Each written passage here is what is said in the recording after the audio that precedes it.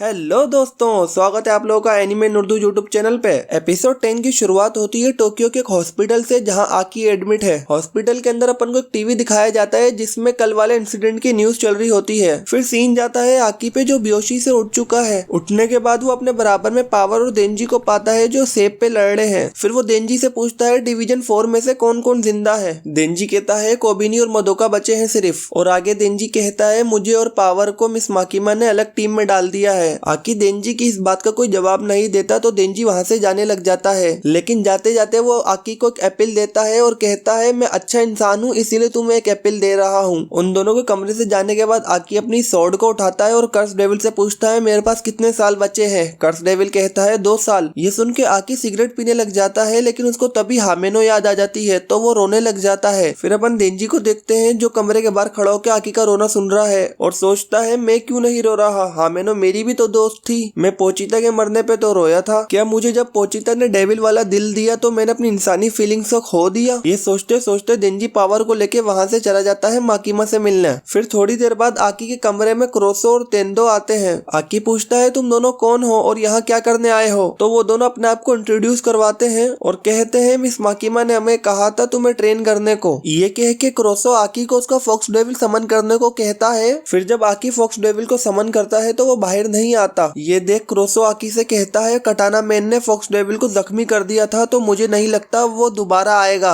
और तुम अपनी कर्स स्वॉर्ड को बार बार यूज नहीं कर सकते तो तुम्हें ताकतवर डेविल के साथ कॉन्ट्रैक्ट बना लेना चाहिए अगर तुम्हें स्पेशल डिवीजन के अंदर ही रहना है तो। फिर तेंदो कहती है तुम ये जॉब छोड़ क्यों नहीं देते। आकी कहता है मैं कैसे छोड़ सकता हूँ जब मेरे दोस्तों और घर वालों के कातिल बाहर आजाद घूम रहे हैं। ये सुन के क्रोसो मुस्कुराता है और कहता है सही है मैं समझ गया। फिर तेंदो बोलती है आज तो देर हो गई है अब हम कल आएंगे। फिर उन दोनों के जाने के बाद एक लड़की कमरे में आती है जो हामेनो की बहन है। हामेनो की बहन आकी को अपने लेटर्स दिखाती है और कहती है ये मुझे हामेनो ने लिखे थे मरने से पहले। आकी जब उन्हें पढ़ता है तो हैरान हो जाता है क्योंकि उसके अंदर हामेनो लिखती है कि मैं आकी को कैसे मनाऊं कि नौकरी बदल ले। इसके बाद सीन शिफ्ट होता है पावर देंजी और माकिमा पे जो किसी से मिलने कब्रिस्तान आए हैं। रास्ते में माकिमा देंजी से कहती है होटल वाले हादसे ने ये साबित कर दिया है कि डेविल तुम्हारे पीछे पड़े हैं तो मैं सोच रही थी कि तुम्हें ट्रेन करवाऊं। देंजी पूछता है क्या आप हमें ट्रेन करेंगी। माकिमा कहती है नहीं मुझे और भी कई काम है तो मैं इसीलिए तुम्हें किसी ऐसे से मिलवाने ले जा रही हूँ जो इस काम के लिए अच्छा है। और इतने में ही वो लोग उस बंदे के पास पहुँच जाते हैं।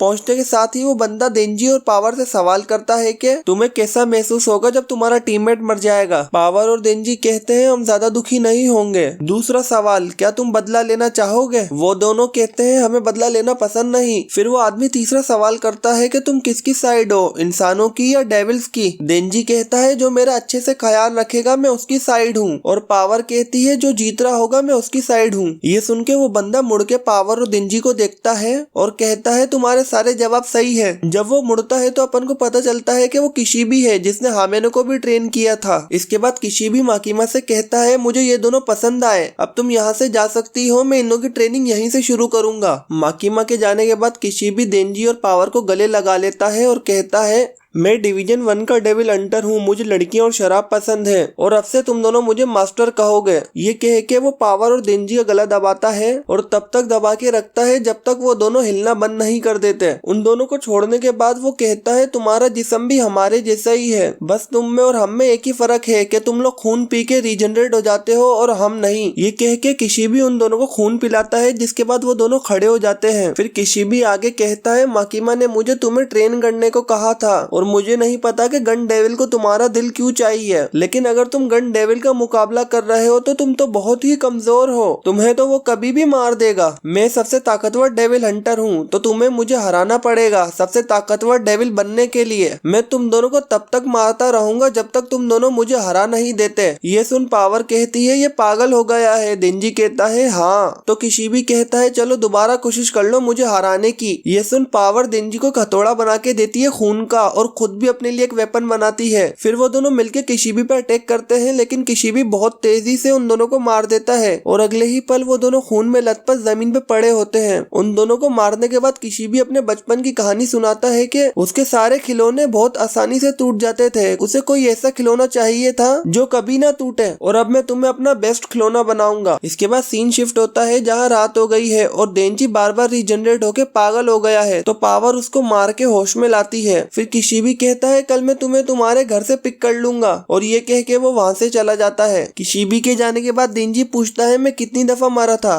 पावर बोलती है मैंने तो 20 दफा गिना है, बाकी मैं मरी हुई थी उसके पीछे मुझे कुछ याद नहीं। फिर वो दोनों घर पे पैदल जाते हुए एक दूसरे से बातें करते हैं कि वो बुड्ढा कितना ताकतवर है। फिर थोड़ी देर बाद पावर कहती है कि अपन दोनों यहाँ से भाग जाएं। देंजी कहता है पब्लिक सेफ्टी अपन को किसी न किसी तरीके से ढूंढ ही लेगी और फिर अपन को मार देगी, तो अगर अपन को अपनी पुरानी लाइफ वापस चाहिए तो अपन को उसे हराना ही पड़ेगा। ये सुन पावर कहती है मैं समझ गई कि उसको हराना कैसे है। देंजी पूछता है कैसे। पावर अपन को उसके खिलाफ एक स्ट्रेटेजी बनानी होगी कि उसको हराना कैसे है, तो देंजी मान जाता है। फिर सीन शिफ्ट होता है अगले दिन जहाँ किशिबी उन दोनों को घर पे लेने आता है। जैसे ही किशिबी डोरबेल बजाता है तो अंदर से पावर एक ब्लड स्पेयर दरवाजे के आर पार मारती है, लेकिन किशिबी उससे भी बच जाता है। इसके बाद पावर ऊपर वाली ब्लड बोतलों से अटैक करती है जो उसने पहले रखी थी, लेकिन किशिबी उससे भी बच जाता है। फिर आता है देंजी पीछे से, तो किशिबी एक ही लात में देंजी की गर्दन की हड्डी तोड़ देता है, जिससे देंजी जमीन पे गिर जाता है। इन दोनों को हराने के बाद किशिबी कहता है तुम्हारे प्लान में 2 गलतियां थी। पहली, तुमने पावर को बहुत ज्यादा खून यूज करने पे मजबूर किया जिससे उसमें खुद में खून की कमी हो गई, और दूसरी देंजी तुमने करी, तुम्हारा अटैक बहुत ही बच्चों वाला था जो मैं पहले ही समझ गया था। इसके बाद किशिबी कहता है आज के लिए बस इतना ही, अब अपन कल ट्रेनिंग करेंगे। ये कह के किशिबी वहाँ से जाने लग जाता है, तो देंजी पावर को बताता है आज के लिए बस इतना ही, किशिबी जा रहा है। पावर कहती है अपन किस्मत वाले हैं, और इतने में ही किशिबी दूर से एक चाकू फेंकता है जो देंजी के सर में घुस जाता है। जिसके बाद किशिबी कहता है कभी भी अपने दुश्मन पे भरोसा नहीं करना। फिर सीन शिफ्ट होता है आकी, क्रोसो और तेंदो पे, जो पब्लिक सेफ्टी के जेल आए होते हैं, जहाँ वो डेविल्स होते हैं जिन्हें डेविल हंटर ने जिंदा पकड़ा होता है। क्रोसे आकी से कहता है तुम्हें एक नए डेविल के साथ कॉन्ट्रैक्ट कर लेना चाहिए, क्योंकि जब तुम काम पे वापस जाओगे तो तुम अपने आप को प्रोटेक्ट कैसे करोगे बिना डेविल के। फिर क्रोसो आकी को एक सेल के सामने खड़ा कर देता है और कहता है मैं चाहता हूँ तुम इस डेविल के साथ कॉन्ट्रैक्ट बनाओ। तो आकी पूछता है ये कौन सा डेविल है। Croissant future devil. फिर क्रोसे आगे बताता है अभी तक पब्लिक सेफ्टी के अंदर सिर्फ 2 ही डेविल हंटर ने फ्यूचर डेविल के साथ कॉन्ट्रैक्ट बनाया है, एक ने अपनी आधी जिंदगी दे दी और एक ने अपनी एक आंख और सारे सेंसेस। अगर तुम्हारा नसीब अच्छा रहा तो वो तुमसे कोई बड़ी चीज नहीं मांगेगा। फिर आकी उस सेल में चला जाता है और तभी एपिसोड 10 खत्म हो जाता है। मिलता हूँ आपसे अगली वीडियो में, तब तक के लिए पीस आउट।